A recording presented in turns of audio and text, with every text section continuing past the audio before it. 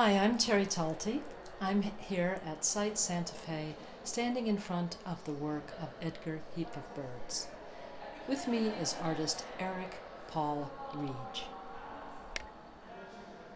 So we're talking about Edgar Heap of Birds' work. You got to see it while you were installing your piece in the other room. Mm-hmm. And what was your reaction to this work? What do you get from it? Well, 2 weeks ago, I was in Santa Fe just for a couple days, dropping off some work, and I saw his pieces for the first time at Mokna. There's some work over there right now, and I knew he was going to be in this show, but they didn't install it yet when I was dropping off work.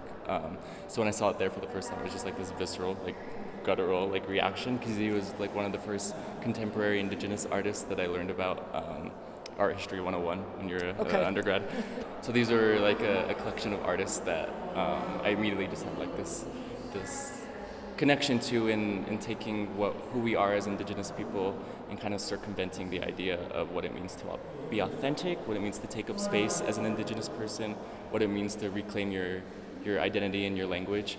So with his work, I felt like it was, because he most of his prints and images are in English, so I kind of felt like it was this taking back of a language that isn't ours as indigenous people, because we were forced not to speak ours through boarding schools. Everybody that I know that's Dene has very direct family members that were in boarding schools, so it's still this thing that's very recent for us. And why a lot of younger people don't speak their indigenous languages anymore, because our grandparents and our elders were slapped with the hand of someone above them saying, no, you can't speak about your practice, your religion, your beliefs. I'm Irish, the same thing happened to the Irish language. Yeah. So speaking it in English, he's speaking to both me, but he's speaking to you as well? Yeah, because as indigenous people, we do speak English. It's how we exist in the Western world. It's that's not deniable that we have adapted to be successful, and a lot of people purposely teach their children both indigenous language or English, or maybe just even English, so that way they can be more successful in the Western world, which is completely valid and completely necessary to put food on the table and to feed your family. So I feel like with his work, it's like using that fact, but then taking it back and saying, this is now ours too. This is your language, but it's now ours too, because you forced us to speak it, so now it belongs to us as well. And I'm going to say whatever I feel like saying. Yeah. I'm a cuss you out. I'm a say some things that can be very provocative, but then also create visual poetry and create humor through some of the songs and create very great statements like "Do not dance for pay," which I think is an amazing statement. You know, your work isn't literal like this. Like you were talking about how you made a story of your performance, and it became a print, which was very non-literal. It's an image. Does this, when something is this direct and literal, does it creep you out at first viewing, or no? You respond to it because it's something you don't do? Or? Yeah, exactly. It's something I don't do. I've done some very small printmaking things, so it's something that's completely foreign to me. And I use language within my work, but not this clear or not present. This clear. Wow. Yeah, and present. yeah. Clear and not this clear and present. Yeah, cool. and I feel like it is inviting. When I use language, it's kind of for the viewer to interpret what I mean, or to ask me if I use something in Navajo. I usually don't provide an English translation unless they come and ask, so then we can begin this dialogue together about language. But with his work, it's very inviting for everyone to immediately, I wouldn't say understand, because it's up for interpretation of your view of it, but it's accessible to many. It's accessible, yes. Yeah, I think you're right. I think that's really good. And the blood red color is immediately responsive.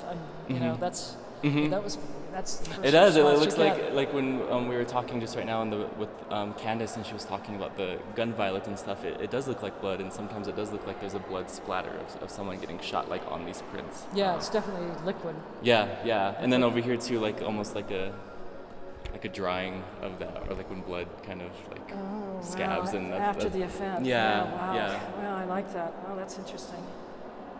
Any thoughts about this idea of, now we're curating this into, that extra layer gets added to it by putting this all together in one show.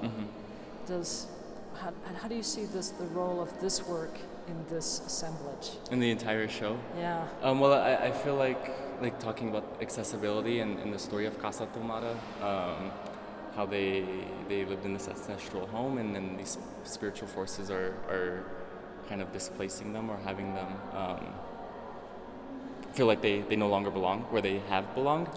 And I feel like with this work, it's playing with the idea of we have access to this language that we can understand and read, but do we have access to what it's saying, or do we have say in having, I don't know, a judgment about it if it's not talking about you, or if it is directly talking about you, if it's kind of not necessarily pointing the finger, but if it's saying something about, like the Indians still target Obama, Bin Laden, Geronimo.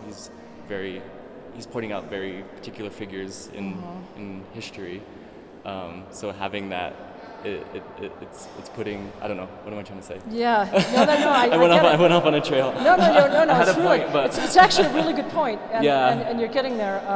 I think too, because you're communicating it to me. Yeah. That it's about this, that you got the feeling of understanding it, but are we really at home? With Yeah. This idea. Yeah, I'm Yeah. not very at home with It- that. That kind of, I didn't know about the Obama's mission was called Geronimo. That's bugging me.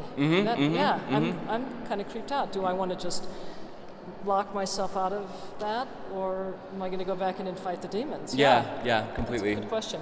Hey, thanks so much for talking to me about Thank you this. so much. Yeah, It was this is great. good. It was Thank nice you. meeting you.